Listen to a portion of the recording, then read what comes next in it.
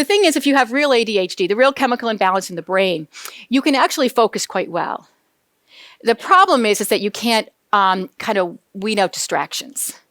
That's the problem, is things keep firing in there. So what happens in schools is if you're failing math, you're failing or you're struggling in reading, we often give you more math and more reading. Where if it was an ADHD issue, we shouldn't give you more math and more reading. You should be teaching me skills in how to deal with distractions. So if you're working with a child right now who has a serious attentional, impulsive type of behaviors because of an attentional wiring, then your thoughts are, do I sit there and make them do math? Or do I sit next to them, or reading, and I would just pick on math, or do I sit next to them, and every time they are off track, I teach them how to bring themselves back on track? And if they could sustain that over time, they wouldn't need me sitting next to them, because they would learn some techniques on how to catch up in the reading and math in the general classroom.